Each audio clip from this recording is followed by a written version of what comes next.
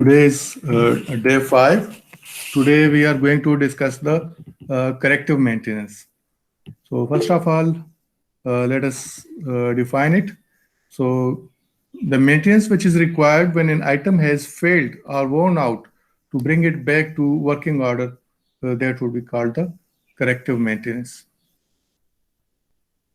Uh, when it would be performed, corrective maintenance is carried out on all items where the consequences of failure or wearing out are not significant and the cost of this maintenance is not greater than preventive maintenance.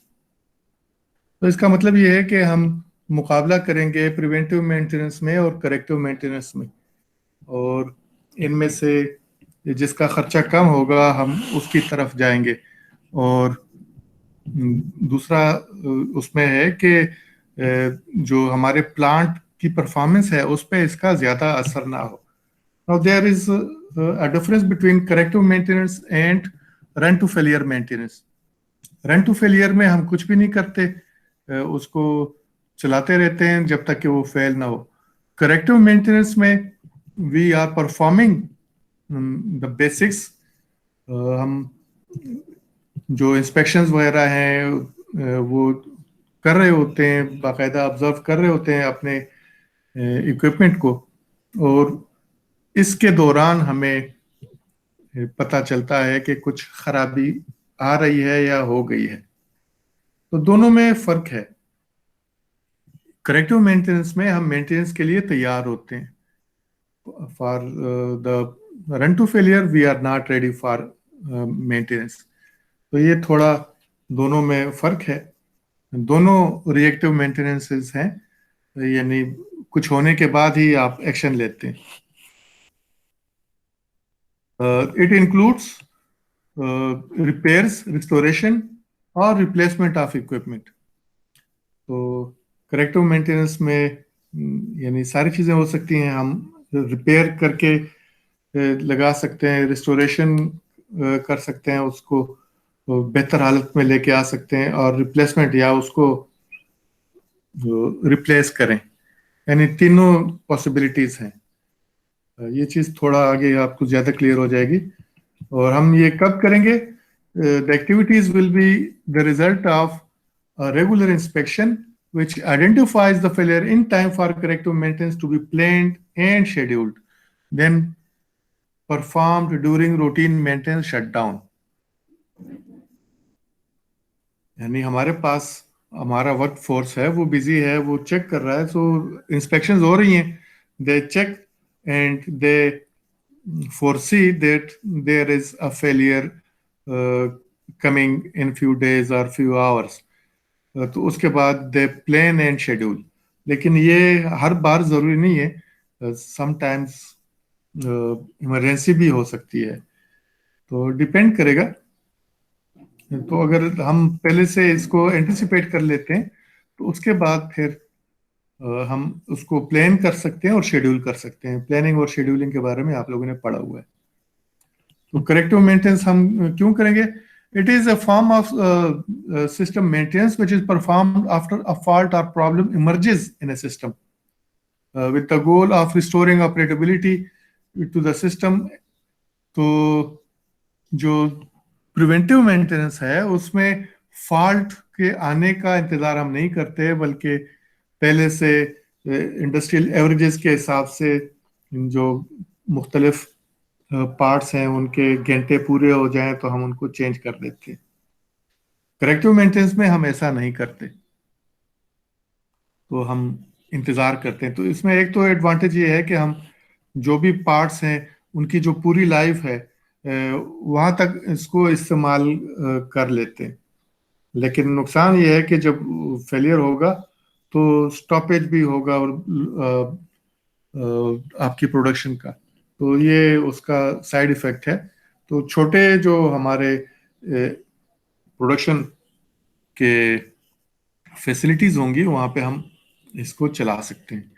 It can be impossible to predict और prevent failure, making corrective maintenance the only option. So बाज़ औक़ात हम कर ही नहीं सकते कुछ, failure होता है तो हम एक्शन लेते हैं, इसके अलावा हमारे पास कोई ऑप्शन होता ही नहीं है। In some other instances, poor maintained system can require repairs as a result of insufficient preventive maintenance. Sufficient preventive maintenance नहीं है, आपने मेंटेनेंस पे तो डाला हुआ है, लेकिन आपका मेंटेनेंस प्रोग्राम जो है वो पूरा नहीं है, या जो चीज़ें प्रिवेंटिव मेंटेनेंस में आपने एक्सपेक्ट करनी है और उनको सपोर्ट फराहम करनी है, वो आप सही तरीके से नहीं कर रहे. और तीसरा, in some situations people may opt to focus on corrective rather than preventive repairs as part of maintenance strategy. यानी मेंटेनेंस की स्ट्रेटेजीज तो हमने पहले ही बोला था कि यानी मुख्तलिफ हो सकती हैं, तो उनमें से करेक्टिव मेंटेनेंस भी एक हो सकता है. तो ये एक डिलिबरेट डिसीजन भी हमारा हो सकता है कि हम करेक्टिव ही रखते हैं. तो ये 3 ऑप्शन है कि आपका कोई भी है, फेलियर आ गया है तो आपको करना है. दूसरा कि प्रिवेंटिव मेंटेनेंस आपकी ठीक नहीं है. तीसरा, आपकी स्ट्रेटेजी यही है कि करेक्टिव पे जाएंगे.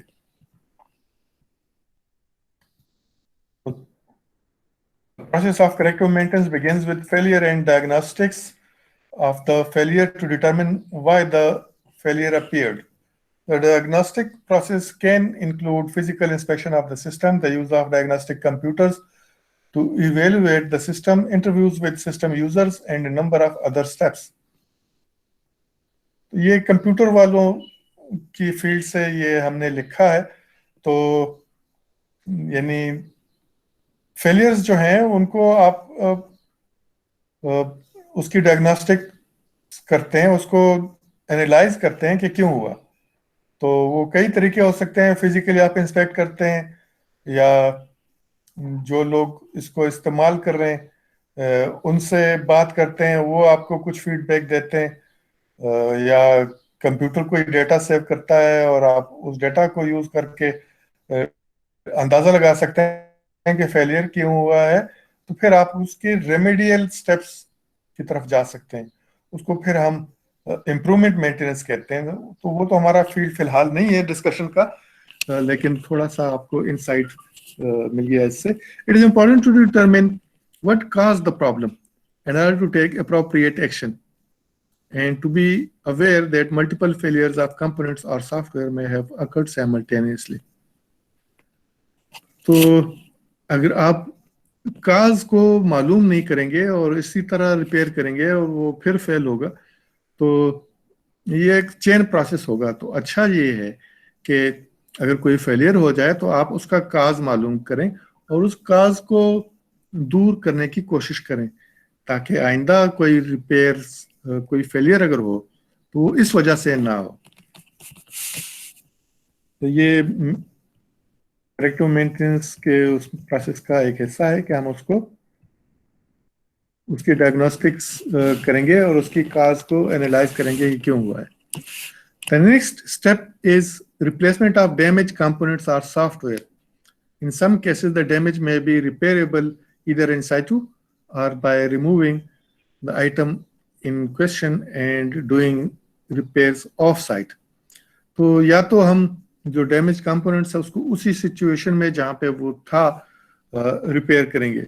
बाज़ औक़ात हम पूरा सपोर्ट वहाँ पे हमें नहीं अवेलेबल होता, तो हम वहाँ से उसको शिफ्ट कर देते हैं टू सम वर्कशॉप, और वहाँ जब हमारे पास सारी फैसिलिटीज अवेलेबल होती हैं वहाँ इसको हम रिपेयर करने की कोशिश करते हैं. Full replacement with new item may be required to restore the system's functionality. तो बाज़ औक़ात हमें यानी पूरा रिप्लेस करना होगा जो भी कंपोनेंट ख़राब है. एग्जाम्पल दे रहे हैं वो कंप्यूटर का कि if an optical drive in a computer fails the technician may determine that replacing part of the drive or repairing part of it may be sufficient, or may find that the entire drive needs to be scrapped so that new one can be inserted. बाज़ औक़ात हमारा बस खुसूसन बाहर के मुल्कों में labour cast ज़्यादा होता है, और ये चीज़ें जो हैं ये आप मुख्तलिफ कंपोनेंट्स हैं उनकी कीमतें नीचे आ गई हैं. तो हमें डिसीजन लेना होता है, लेकिन ये आजकल ट्रेंड ऐसा चल रहा है कि इनको हमने रिप्लेसेबल बना दिया है कि रिपेयर करना जो है वो ज़्यादा एक्सपेंसिव होगा, तो रिपेयर की जगह रिप्लेस हम करते हैं. After the corrective maintenance is performed, the technician verifies the fix has worked by testing the system. तो अगर कोई रिपेयर आप कर लेते हैं तो इसी तरह वापस नहीं देते उसको, यानी फिक्स करने के बाद, ठीक करने के बाद टेस्टिंग भी उसकी होती है. टेस्टिंग ज़रूरी है क्योंकि आप प्रोडक्शन को हवाले कर देंगे, प्रोडक्शन वाले लोग हायर करेंगे और उसको चलाएंगे और ये नहीं चलेगा तो नुकसान होगा, तो उसको सबसे पहले चलाना ज़रूरी है. तो this may be done in several stages to confirm that the system is operational slowly before overloading it with tasks. Verification is especially important on systems sent into facility for repair. यानी आपको workshop में वो उन्होंने भेज दिया है, तो workshop से जब वो बाहर निकले तो इसकी वेरिफिकेशन हो चुकी हो कि ये अब चलेगा, काम करेगा. As a technician want to be sure that even when they are sent back out, the user will be happy with the standard of work performed. For some older systems, it may make more sense to rely on corrective maintenance. Preventive maintenance can be expensive, and with these systems, it may not make sense. It may be more cost effective to simply repair system components as they go wrong. By contrast, with the newer system, preventive maintenance can save money in long term and extend the life of the system by preventing system failures as much as possible before they happen. So preventive maintenance जो है वो recommended है नए system के लिए, कि उसमें कभी कभार ही खराबी आएगी, तो जिसमें खराबी आएगी आप उसको पहले से चेंज कर लेते हैं. इससे एडवांटेज ये होगा कि आपके इक्विपमेंट की लाइफ ज्यादा हो जाएगी. लेकिन अगर आप पुराना सिस्टम चला रहे हैं तो पुराने सिस्टम में तो एक नहीं कई खराबियां साथ आ रही होंगी, तो इनमें अगर आप प्रिवेंटिव मेंटेनेंस चलाएंगे तो आपका खर्चा बढ़ जाएगा. तो बेहतर ये है कि इनको आप करेक्टिव मेंटेनेंस पे ही चलाएं.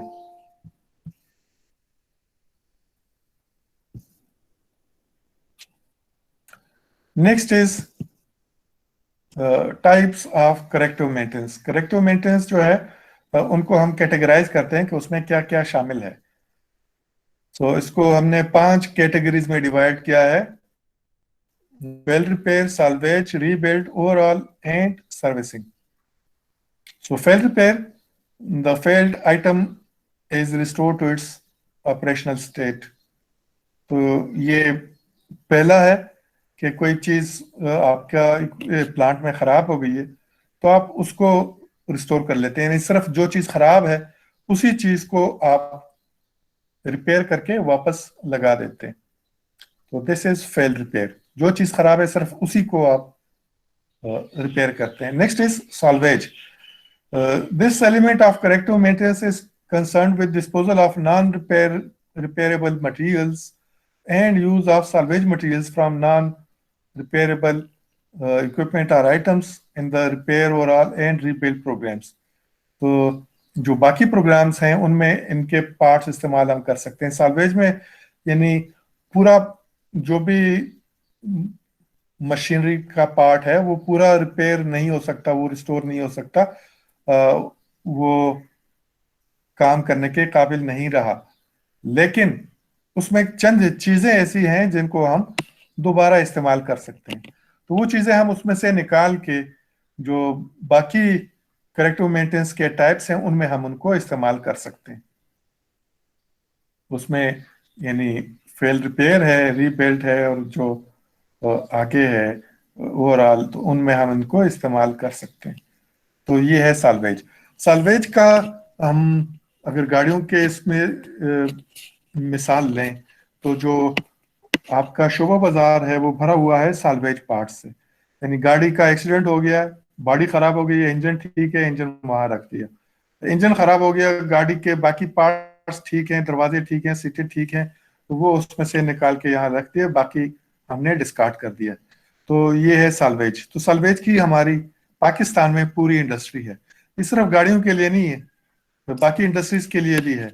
ये गडानी में शिप ब्रेकिंग इंडस्ट्री है, और वहाँ जो हम जहाज तोड़ते हैं तो उसके बहुत सारे कंपोनेंट्स जो हैं वो बाकी इंडस्ट्रीज में यहाँ पे हम इस्तेमाल करते हैं। गडानी के बाद जो बड़ा इसका स्टोर है वो है फैसलाबाद। फैसलाबाद चूंकि तकरीबन सेंटर है पाकिस्तान का, सेंटर तो थोड़ा दूर है, मुल्तान हम कह सकते हैं सेंटर है, लेकिन जो यानी फैसलाबाद, लाहौर, इस्लामाबाद, पेशावर इनके ज़्यादा करीब है, तो यहाँ ये बिजनेस एक्यूमुलेट हो गया है, और वहाँ से हम ये जो पुरानी चीज़ें हैं वहाँ से ख़रीदते हैं। बड़े बड़े यार्ड्स हैं, जो लोग ये काम करते हैं उनको इन सब का पता होता है। तो साल्वेज में यानी पूरा नहीं, जितना भी उसमें काम का पार्ट्स हैं हम वो लेके उसको बाकी रिपेयर्स में इस्तेमाल करते हैं या कर सकते हैं। Next is rebuild. This is concerned with restoring an item to a standard as close as possible to original state in performance, life expectancy, and appearance. This is achieved through complete disassembly, examination of all components, repair, and placement of worn unserviceable parts as per original specifications and manufacturing tolerances, and reasonably reassembly and testing to original production guidelines. Pakistan में हम हर एक चीज हमारी कमजोर है, लेकिन मसला ये है कि गाड़ियां हैं या और भी मशीनरी है, वो नए काफी एक्सपेंसिव होते हैं और पुरानी काफी सस्ती होती है। बाहर तो तकरीबन ऐसा ही है, पुरानी गाड़ी बहुत सस्ती होती है, नई काफी महंगी होती है। लोग पुरानी बाहर ले लेते हैं और उसको रीबिल्ड करते हैं। तो रीबिल्ड का मतलब ये है कि उसको पूरा नॉक डाउन करते हैं, डिसअसेंबल करते हैं, और फिर जो काम की चीजें हैं वापस लगा लेते हैं, और जो कमजोर हैं उनको रिप्लेस कर लेते हैं। तो ये बिल्कुल नए जैसा उसको बना लेते हैं, और तकरीबन नई जैसी उसकी परफॉर्मेंस होती है, क्योंकि उसमें जो भी चीजें हैं जरूरी वो सारी हम रिप्लेस कर लेते हैं और उसको नए जैसा बना लेते हैं। तो इसको हम कहते हैं रीबिल्ड। इसके मुकाबले में दूसरा है overall. Restoring an item to its total serviceable state as per maintenance serviceability standards, using the inspect and repair only as appropriate approach.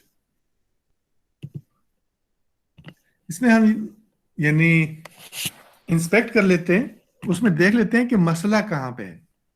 जिस चीज में मसला है हम उसको इंस्पेक्ट कर लेते हैं, रिपेयर कर लेते हैं और वापस लगा लेते हैं। तो इसको हम कहते हैं ओवरऑल।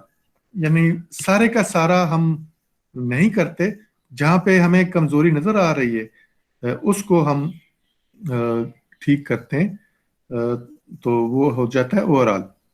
तो इसमें रिपेयर इसके अंदर शामिल है, यानी जो चीज खराब है आपने उसको रिपेयर करना है, तो स्टेप नंबर 1 भी इसमें है, और इसके अलावा और भी जो काम है उसमें तो वो भी है। तो ये आ जाएगा ओवरऑल। और ये सारे काम जब आप करेंगे तो सर्विसिंग भी इसमें आएगी। सर्विसिंग क्या है? सर्विसिंग में be needed because of the corrective maintenance section.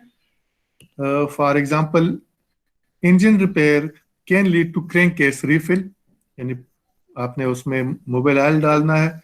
Welding on, कहीं पे कोई तोड़ा था तो उसको जोड़ना है। Another example could be that the replacement of an air bottle may require a system recharging. तो इस तरह की चीजें जो आप उसको सपोर्ट दे रहे हैं इक्विपमेंट को, तो उसको हम कहते हैं सर्विसिंग। तो ये हमने 5 इसके टाइप्स बना दिए हैं करेक्टिव मेंटेनेंस के, कि ये 5 हम सपोर्ट्स जब देंगे तो इसको हम करेक्टिव मेंटेनेंस में शुमार करेंगे। Excuse me sir. जी सर, ये रीबिल्ड और ओवरऑल में सर थोड़ा डिफरेंस बता दें सर। रीबिल्ड में जो खराब है यानी ये सबको आप खोलते हैं और चेक करते हैं, ठीक करते हैं। और ओवरऑल में आप ट्रेस करते हैं जो खराब है, सिर्फ उसको सपोर्ट देते हैं। ओके सर, सही है, thank you. Corrective maintenance steps. Corrective maintenance जब आप शुरू करते हैं तो ज़ाहिर है कहीं पे कुछ मसला होगा और उसके बाद आप ये करेंगे। तो ये स्टेप्स हमने बाज़ जगह कम रखे हैं, बाज़ जगह ज़्यादा रखे हैं। तो वो स्टेप्स हम गिन रहे हैं कि वो कौन कौन से स्टेप्स हैं। तो ये एक है 9 स्टेप अप्रोच। तो 9 स्टेप अप्रोच में क्या है? लोकलाइज। भाई आपकी गाड़ी नहीं चल रही, तो यानी ये तो यानी मसला आपने निकाल लिया, लेकिन किस वजह से नहीं चल रही?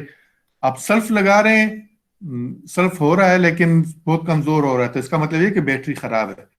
बैटरी ठीक है लेकिन सल्फ नहीं चल रहा, तो आपके सल्फ में फर्क है। बैटरी भी ठीक है, सल्फ भी ठीक है, और फिर भी स्टार्ट नहीं हो रही, तो फिर या फ्यूल नहीं आ रहा या वहां पे करंट नहीं आ रहा, तो जो भी मसला है, तो it is called localization. Localize. पहले मालूम करो कि फॉल्ट है किस चीज में, तो उसको मालूम करना। जब मालूम कर लिया तो फिर आइसोलेट उसको, यानी जिस चीज में फर्क है आप उस तक पहुंच गए। अब वहां पे जो भी करना है तो वो होगा आइसोलेट। उसके बाद है एडजस्ट, डिसअसेंबल। एडजस्टमेंट से काम हो सकता है तो करें, डिसअसेंबली से काम हो सकता है तो वो करें। और उसके बाद है रिपेयर। तो वो करने के बाद आप उसको रिपेयर करते हैं, उसको वो अपने ओरिजिनल हालत में, ठीक हालत में लेके आते हैं। और अगर ठीक हो जाए तो ठीक है, वरना नया लेके इंटरचेंज कर देंगे। तो छठा है इंटरचेंज। और इंटरचेंज हो गया तो उसके बाद रीअसेंबल। जो जो चीजें आपने खोली हुई थी उनको वापस जोड़ना है। अलाइन, इसमें कुछ एडजस्टमेंट्स और अलाइनमेंट्स का ख्याल आपने करना होता है, तो वो आपने करना है। और उसके बाद चेकआउट। चेकआउट ये है कि जब तक आप वेरीफाई ना करें कि ये काम करता है, तो आप ये वापस प्रोडक्शन के हवाले नहीं करते। तो आखिरी स्टेप जो है हमारा, खामा खा वो चेकआउट ही होगा। और 7 स्टेप में कुछ हमने वहां पे जो फालतू लग रहे थे उनको उड़ा दिया है। अब हम कह रहे हैं लोकलाइजेशन करते हैं। मालूम करो कि है नुक्स कहाँ पे। आइसोलेशन, उसको आइसोलेट करो कि ये है, यहाँ पे हमने काम करना है। तो डिसअसेंबली, इंटरचेंज, रीअसेंबल, और रीअसेंबलिंग के बाद अलाइनमेंट और चेकआउट। तो अब ये 7 स्टेप हो गए। हम 5 स्टेप डिस्कस करते हैं। तो 5 स्टेप यानी मजीद स्टेप्स कम करते हैं, तो ये है 5 स्टेप का। तो फेलियर रिकॉग्निशन, ये फेलियर है, पहले ये आप तसल्ली कर लें, क्योंकि बाज़ औक़ात फेलियर नहीं होता। आप कुछ मतलब सड़क खराब है और आपकी गाड़ी कुछ आवाज़ें निकाल रही है, तो सड़क खराब इसलिए है। तो पहले रिकॉग्नाइज करना है कि नहीं, ये कोई मसला और नहीं है, ये मसला आपकी गाड़ी में है या आपके प्लांट में है। तो उसको पहले रिकॉग्नाइज करना है। अगर रिकॉग्नाइज हो जाए, फिर है लोकलाइजेशन। तो स्पेसिफिक इक्विपमेंट तक पहुंच जाए, कौन सा पार्ट खराब है वहां तक पहुंच जाए। उसके बाद diagnosis within the equipment और आइटम। तो डायग्नोसिस विद इन आइटम और equipment to identify specific failed part और कंपोनेंट। यानी आपने अभी अलहदा नहीं करना, उसी जहाँ पे लगा हुआ है वहीं पे उसको कंफर्म करें कि हाँ इसी में फर्क है। तो वो जब एक दफा कंफर्म हो जाए, उसके बाद फेल्ड पार्ट रिप्लेसमेंट और रिपेयर। तो फिर जो खराब आपने डायग्नोसिस से जान लिया है उसको या रिप्लेस करें या रिपेयर करें। और उसके बाद रिटर्न सिस्टम टू सर्विस। तो रिटर्न सिस्टम टू सर्विस क्या है? ये चेकिंग आउट है। इसी चीज को हमने एक डायग्राम सा बना के दिखाने की कोशिश की है। Recognition of existence of a failure, localization within the system to a specific item, क्या खराब है वहां पे अलहदा करने के बगैर मालूम करना। Diagnosis within the system to identify specific failed part, यानी फेल्ड पार्ट तक पहुंच जाना है। यानी पहले किसी सिस्टम को कि ये अगर गाड़ी है तो इसके स्टीयरिंग सिस्टम में है, लुब्रिकेशन सिस्टम में है, कूलिंग सिस्टम में है, खराबी कहाँ पे है, फिर उसमें खराब क्या है, कूलिंग सिस्टम है तो क्या आपका पंप खराब है, बेल्ट खराब है, क्या खराब है, और फिर उसके बाद रिप्लेसमेंट और उसके बाद चेकआउट। चेकआउट तो हर एक में होगा। Major corrective maintenance down time components, जो मेंटेनेंस के डाउन टाइम है उसके कंपोनेंट्स क्या क्या हैं। तो एक तो होगा एक्टिव रिपेयर टाइम, यानी आप मेंटेनेंस कर रहे हैं तो वो डाउन टाइम है, लेकिन इसके अलावा भी होगा, यानी एडमिनिस्ट्रेटिव, कि आप रिपोर्ट करते हैं मैनेजमेंट को कि कुछ खराब है। अगर कुछ खराब है आपको मालूम हो गया तो आप ज़ाहिर है खुद नहीं कर सकते, आपने वर्क ऑर्डर लेना होगा, तो उनसे इजाज़त लेना होगी एडमिनिस्ट्रेशन से। तो उनके साथ आप राब्ता करेंगे, वो आपको इजाज़त देंगे तो उसके साथ आपको फंड्स भी रिलीज करेंगे कि आपने क्या क्या चीज़ें खरीदनी है या क्या क्या चीज़ें फैसिलिटीज हायर करनी है, तो वो सारा आपको इजाज़त मिलेगी। उसके बाद है लॉजिस्टिक टाइम, जो काम आपने करना है उसके लिए जो चीज़ें आपको ज़रूरत है आप उनको अरेंज कर रहे हैं। और इसके अलावा डिले टाइम, इसके दौरान में जो चीज़ें आप एक से दूसरे की तरफ वो करते हैं तो फौरन वो चीज़ें आपको दस्तयाब नहीं होती, इसका मतलब ये है कि हर चीज़ में कुछ न कुछ डिले होगा, तो वो डिले टाइम भी होगा। तो डाउन टाइम के ये कंपोनेंट्स हैं। ये उनमें से यानी जो एक्टिव रिपेयर टाइम है ये तो सबको पता होता है उमन के कितना है, ये तो कम नहीं हो सकता, ये बाकियों को आपने कम से कम रखना है, एडमिनिस्ट्रेटिव, लॉजिस्टिक और delay time. Active repair time जो है, जो हमारा ऊपर नंबर 1 है, अ, इसको भी हम ब्रेक डाउन कर लेते हैं कंपोनेंट्स में। तो हमें एडवांटेज डिवाइड करने से ये होता है कि हमें पता चल जाता है कि खराबी कहाँ पे है, तो फिर हम उसी को फॉलो करने की कोशिश करते हैं कि उसी को ठीक करें। सो एक्टिव रिपेयर टाइम के कंपोनेंट्स क्या हैं? प्रिपरेशन टाइम, यानी आप रिपेयर के लिए तैयारी करते हैं तो उसका प्रिपरेशन टाइम आपका कितना है। फॉल्ट लोकेशन टाइम, फॉल्ट तक आप कितनी देर में पहुंच सकते हैं। स्पेयर आइटम ऑब्टेनमेंट टाइम, स्पेयर्स कहाँ से आपने अरेंज करने होंगे और उसके लिए आपको कितना टाइम चाहिए। फॉल्ट करेक्शन टाइम, सारी चीज़ें अवेलेबल हो गई हैं, अब आपने फॉल्ट को करेक्ट करना है तो उस फॉल्ट को करेक्ट करने का टाइम कितना लगेगा। एडजस्टमेंट एंड कैलिब्रेशन, लगाने के बाद फौरन आप इसको चला नहीं सकते, इसकी कुछ एडजस्टमेंट्स कैलिब्रेशन ये आपको करने होते हैं। आप अपनी गाड़ी का जो सस्पेंशन सिस्टम अगर खोलते हैं तो उसके बाद टायर वगैरह ये सारे इनकी कैलिब्रेशन करते हैं, उसके एडजस्टमेंट्स करते हैं। चेकआउट टाइम यानी आप चेक करते हैं कि ये जो हमने रिपेयर किया है वो ठीक है, हो गया है और अब ये सही चलेगा। Next is reduction in maintenance, corrective maintenance time.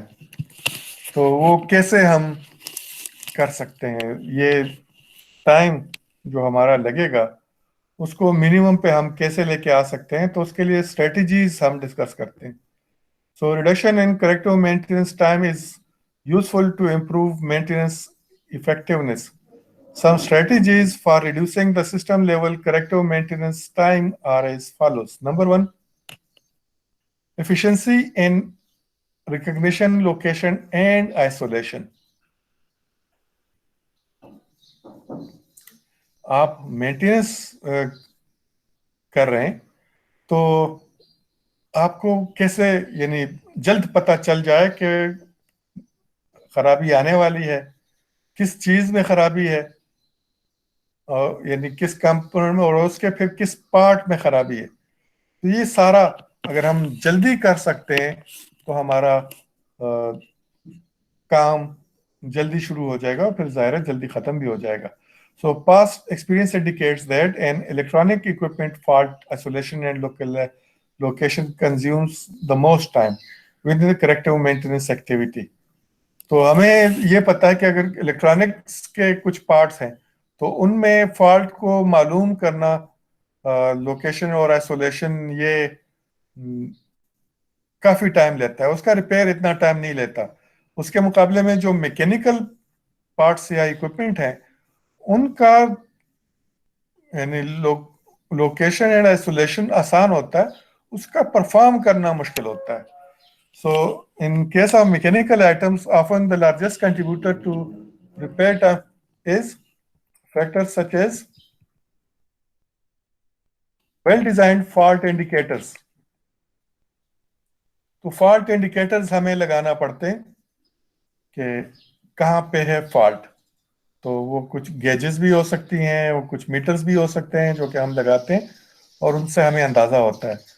Good maintenance procedures, जो हम प्रोसीजर्स इस्तेमाल करते हैं वो हमारे अगर अच्छे होंगे तो भी हम एक मैकेनिकल उसमें आसानी से कर सकेंगे. वेल ट्रेन्ड मेंटेनेंस पर्सनल, अगर हमारा मेंटेनेंस का स्टाफ जो है वो अच्छा ट्रेंड हो और उनका अच्छा एक्सपीरियंस हो तो हम फॉल्ट को जल्दी लोकेट कर सकते हैं. अमूमन हम जो हाईएस्ट पेड वर्कर है वो एक्सपेंसिव होता है, और वो एक्सपेंसिव इसलिए होता है कि हमें एफिशिएंसी चाहिए होती है, तो उसके पास एक्सपीरियंस ज़्यादा होता है. आप देखते हैं, आप वर्कशॉप गाड़ी लेके जाते हैं तो एक उस्ताद होता है, उसके साथ कई छोटे मिस्त्री लगे होते हैं जो कि खोलने और बंद करने का काम करते हैं. एक्चुअल फॉल्ट को ठीक करना वो मिस्त्री का काम होता है. तो मिस्त्री अगर अच्छा है तो वो सही लोकेट और आइसोलेट कर लेगा, और अगर मिस्त्री अच्छा नहीं है तो गलत लोकेट कर लेगा और गलत आइसोलेट कर लेगा और आपका फालतू खर्चा हो जाएगा. तो बाद में वो कहेंगे कि चलें ये चीज़ तो ठीक हो गई है, ये खराब नहीं होगी. तो ये उसकी कमजोरी है. अगर वो अच्छा एक्सपीरियंस बंदा है तो वो गलत चीज़ खोलेगा ही नहीं. तो उसमें बाद में वो अगर वो आपको ये रीज़न देता है कि ये तो इसने भी तो ख़राब होना था, वो ख़राब अब नहीं होगा, ये ठीक हो गया, इसको भी ठीक कर लेते हैं उसको भी ठीक कर लेते हैं, लेकिन आपका खर्चा बढ़ जाता है और जाहिर है टाइम भी लगता है. So these are the factors which influence the time taken by fault recognition, location and isolation. Effective interchangeability. Interchangeability को हम अलहदा से डिटेल में बाद में पढ़ेंगे, लेकिन यहाँ आपको पता होना चाहिए कि क्या है. So good physical and functional interchangeability is useful. के यानी बात चीजें हैं वो फंक्शन इंटरचेंजेबल होते हैं, फिजिकल नहीं होते. बात होते हैं फिजिकल और फंक्शनल, दोनों इंटरचेंजेबिलिटी होती है. यानी आपको पंप चाहिए, पंप आपके कोई भी उठा के लगा लें तो ये है फंक्शनल इंटरचेंजेबिलिटी. लेकिन बाज़ औक़ात जो पंप जो नट बोल्ट से जहाँ पे लगता है वो वहाँ पे नहीं लग सकता, तो उसके लिए आपको थोड़ा सा मॉडिफिकेशन करना होती है. तो ये है फिजिकल इंटरचेंजेबिलिटी. तो अगर दोनों अवेलेबल हैं, फिजिकल एंड फंक्शनल, तो बहुत अच्छा है. लेकिन अगर दोनों नहीं है तो फिर जाहिर है हमें फंक्शनल इंटरचेंजेबिलिटी चाहिए. फिजिकल का कोई फायदा हमें नहीं होगा जब तक हम वो फंक्शन नहीं कर सकेंगे.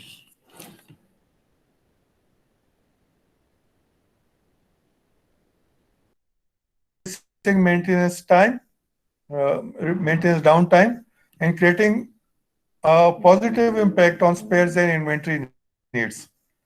तो जो इंटरचेंजेबिलिटी है उससे हमें ये फायदा है कि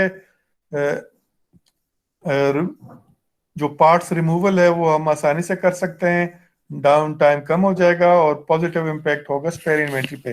क्यों पॉजिटिव होगा? क्योंकि आप कोई भी पार्ट कहीं से उठा के लगा सकते हैं, तो ये इंटरचेंजेबिलिटी आपके पास अवेलेबल है. तो बाजार में जो चीज़ें यानी इंटरचेंजेबल होती हैं, वो आसानी से दस्याब होती है, उनकी बहुत कम कीमत होती है। ये नट बोल्ट्स आपको 5, 10, 20 रुपए में मिल जाते हैं। अगर आप एक एक बनाने की कोशिश करेंगे तो एक एक आपको 200, 400 रुपए में बन के तैयार होगा, और उसमें भी शायद टाइम भी ज्यादा लगे। तो ये इंटरचेंजेबिलिटी बहुत जरूरी है कि आप पुराना उतार दें, नया लगा दें। Interchangeability is very much necessary. तो अगर इंटरचेंजेबल है तो आपका डाउन टाइम कम हो सकता है, और डाउन टाइम कम इसलिए होगा कि आप ये फॉल्ट करेक्शन पे आपका टाइम कम हो जाएगा, तो बस उठा के नया लगा देंगे आप। दूसरा ऑप्शन ये हो सकता है कि रिडंडेंसी। रिडंडेंसी क्या है? This is concern with designing in redundant parts that can be switched in at a moment of need, so the equipment system continues to operate while the faulty part is being repaired. In this case, the overall maintenance workload may not be reduced, but the equipment or system downtime could be impacted significantly. यानी आपके पास system को चालू रखने के लिए एक से ज्यादा फैसिलिटीज अवेलेबल हैं। अगर से आपके घर में वापदा से बिजली आ रही है, लेकिन आपने साथ में यूपीएस भी रखा हुआ है, या आपने साथ में एक जनरेटर भी रखा हुआ है, तो दिस इज रिडंडेंसी। एक जगह से पावर नहीं आ रही, दूसरी जगह से आ रही है। आपका एक इक्विपमेंट नहीं चल रहा तो आप दूसरे इक्विपमेंट से वही काम कर सकते हैं। हमारे पुराने जमाने में कुएं से पानी निकालने के लिए हमें चरखा रखना पड़ता था। फिर बाद में जब मोटर आए तो लोगों ने मोटरें लगा दी, लेकिन चरखा भी रखते थे कि पानी ना हो, मोटर खराब हो तो चरखा हो।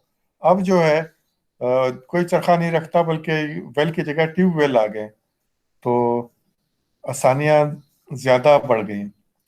तो रिडेंडेंसी है कि आपके पास एक से ज्यादा तरीकों से अपने काम को इस्टेब्लिश कर सकते हैं, अकम्प्लिश कर सकते हैं। लेकिन there is a price to pay. Redundancy के लिए आपको उस रिडेंडेंट पार्ट में या इक्विपमेंट में इन्वेस्ट करना होगा। तो nothing is coming free, everything has its price and you are paying that price.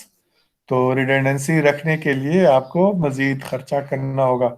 आपने घर में एक मोटर रखी हुई है, वो खराब होती है, तो आपने दूसरी भी रखी हुई है कि अगर वो खराब हो जाए तो ये दूसरी चले। तो दैट इज रिडेंडेंसी।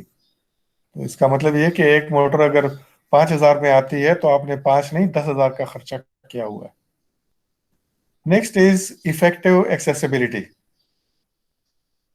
इंटरचेंजेबिलिटी की बात तो हमने कर ली है, समझ में आ गई है। तो ये एक्सेसिबिलिटी क्या चीज है? वही जो पार्ट्स आप खोलते हैं वो कितने आसानी से आप खोल के वहां पे रिपेयर कर सकते हैं, इट इज एक्सेसिबिलिटी। बाज़ औक़ात आपको वो उस पार्ट तक जिसको आप ठीक करना चाहते हैं पहुंचने में बहुत ज्यादा टाइम लगता है। बहुत सारी चीजें खोलने के बाद आप उस तक पहुंचते हैं। तो बहुत सारी चीजें अगर आप खोलते हैं तो इसका मतलब यह कि आपका टाइम ज्यादा लगेगा। लेकिन दूसरा नुकसान भी हो सकता है कि जब आप खोलते हैं वापस बंद करते हैं, आपसे एरर्स हो सकते हैं, तो जो चीजें ठीक हैं वो भी खराब हो जाएंगी। इसका मतलब ये है कि ये एक्सेसिबिलिटी भी एक जरूरी चीज है। लेकिन accessibility it has its price. अगर आप पूरा एक्सेसिबल बनाते हैं तो इसका मतलब ये है आप इसको बहुत बड़ा बनाएंगे। बड़ा बनाएंगे तो वजन भी ज्यादा होगा, फ्लोर एरिया भी ज्यादा लेगा। बाजों का फ्लोर एरिया, अगर कमर्शियल एरिया में ये प्लांट आपने लगाया हुआ है तो ये एक्सपेंसिव जगह होगी, आपको ज्यादा खर्चा करना होगा, एक्सपेंसिव जगह का किराया या उसकी कीमत ज्यादा होगी। तो ये मसला हो सकता है। मिसाल में एक्सेसिबिलिटी की आपको दे देता हूँ, ये टोयोटा हाइलैक्स की जो ये पिकअप है। तो इसका पीछे जो है सामान रखने की जगह है, दरमियान में ड्राइवर को बिठाया हुआ है, फ्रंट पे बॉनेट है। तो बॉनेट आप उठाते हैं तो सारा इंजन अवेलेबल होता है, आप उसमें से कोई भी रिपेयर वगैरह करना चाहें तो आप फौरन कर सकते हैं। तो दैट इज एक्सेसिबिलिटी। एक्सेसिबिलिटी उसकी ज़्यादा है और आप मेंटेनेंस आसानी से कर सकते हैं, तो ये एक अच्छा डिज़ाइन है। लेकिन इसके मुकाबले में आया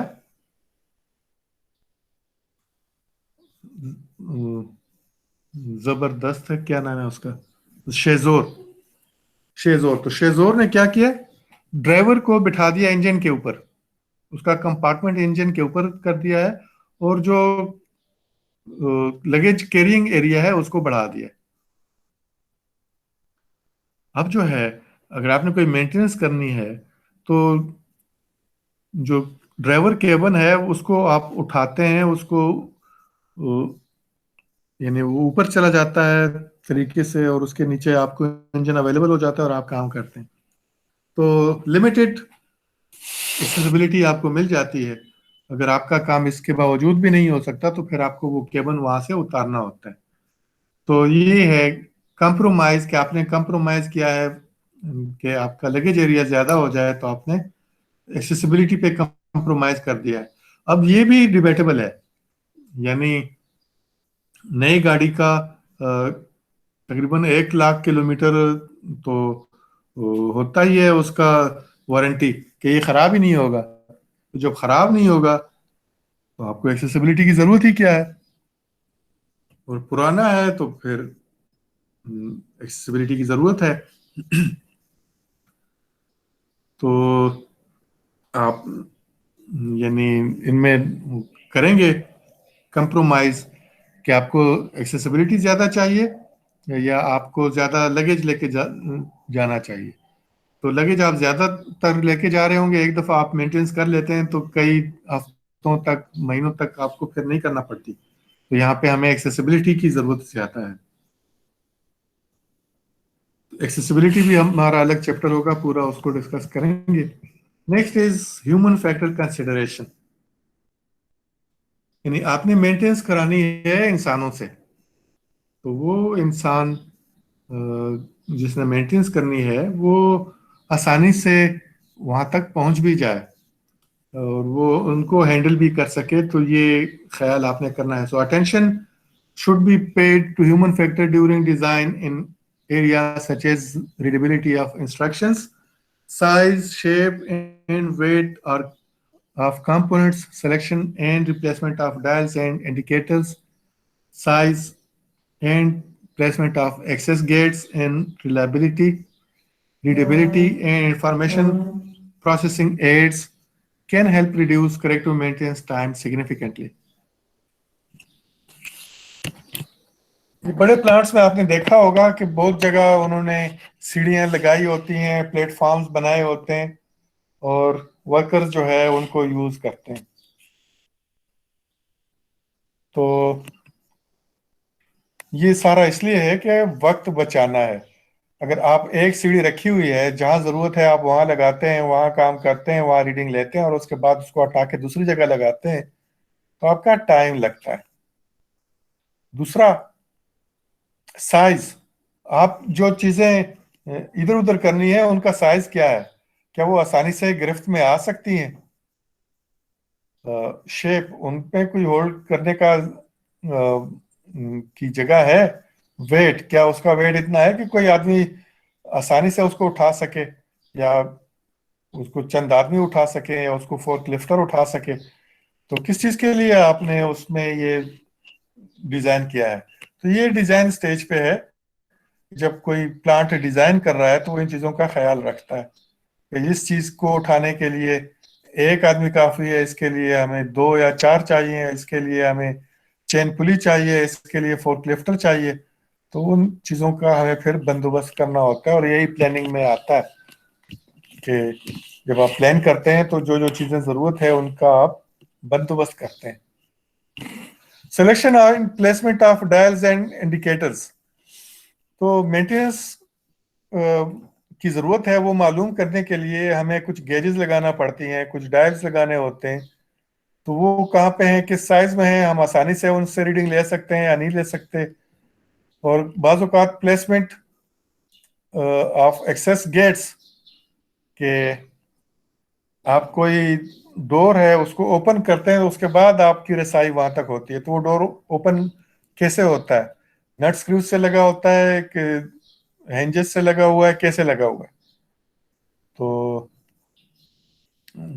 उसको हटाना कितना आसान है। Readability and information processing aids, तो ये सारी चीज़ें ह्यूमन फैक्टर्स में आती हैं।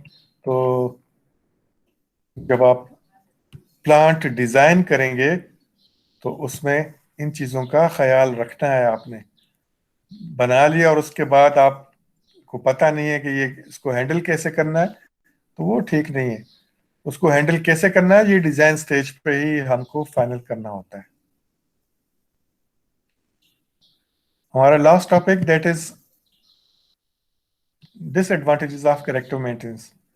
एडवांटेज तो हमने डिस्कस कर लिया है कि अगर इसका खर्चा कम है प्रिवेंटिव मेंटेनेंस से, तो हम करेक्टिव मेंटेनेंस पे जाएंगे।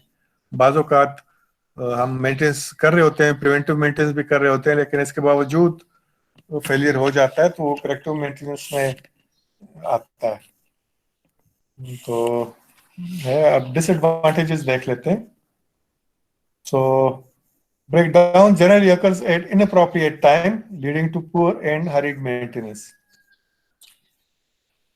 तो करेक्टिव मेंटेनेंस पे आपने प्लांट को डाला हुआ है, तो बाज़ औक़ात गलत टाइम पे फेलियर हो जाता है। आपके पास उस वक्त स्टाफ नहीं है या उस वक्त प्रोडक्शन हो रही है, तो इस वक्त आपको ज्यादा नुकसान होगा। तो ऐसा हो सकता है।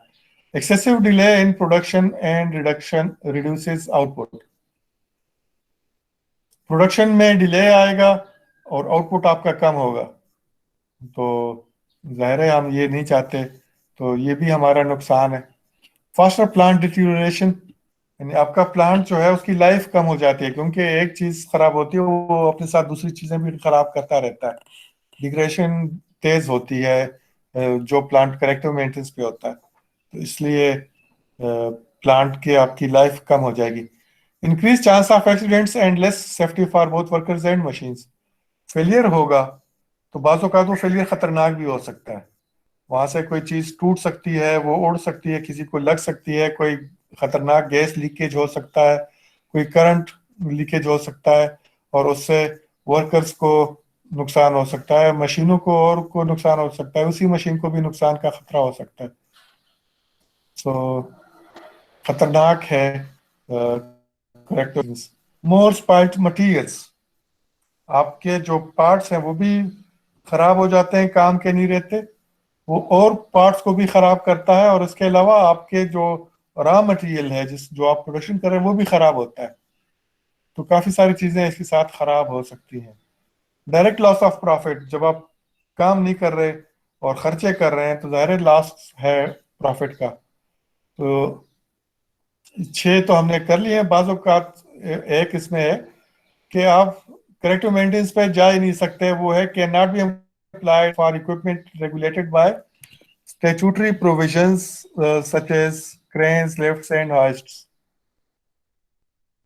ऊपर जो 6 डिसएडवांटेजेस बताए हैं, तो उनकी वजह से आप करेक्टिव मेंटेनेंस पे नहीं जाएंगे। लेकिन बाज़ औक़ात जो स्टेट की तरफ से होता है, गवर्नमेंट की तरफ से, कि बहुत चीज़ें हैं जिसमें अगर फेलियर हो जाए तो एक नहीं बहुत सारी लाइफ्स को खतरा होता है। तो फिर हुकूमत ने कुछ इंस्पेक्टर्स तैनात किए होते हैं जो वक्तन फ़वक्तन आते हैं और इंस्पेक्ट करते हैं और आपको सर्टिफिकेट इशू करते हैं कि ठीक है आप इसको चला सकते हैं। तो उनमें क्रेन्स, लिफ्ट्स, होइस्ट्स, ये चीज़ें आती हैं। यानी इनको आप चलाना चाहते हैं तो आप इनके लिए कुछ लाइसेंसिंग वगैरह का बंदोबस्त करेंगे, और अगर आपने वो प्रॉपर किया हुआ नहीं है तो आप उसको चला ही नहीं सकते। तो उसमें चूंकि आप फेलियर बर्दाश्त ही नहीं कर सकते, क्योंकि फेलियर होगा तो लोग की लाइफ को खतरा होगा, तो इसलिए ये करेक्टिव मेंटेनेंस पे आप डाल ही नहीं सकते। तो ये था आज का हमारा काम। ये डिस्कस हो चुकी हैं, ये चीज़ें मैंने ऊपर डाल दी हैं। अलग फाइलें थी, मैंने उनको एक कर दिया है। तो अब आपके कोई सवालात हैं तो आप लोग पूछ लें।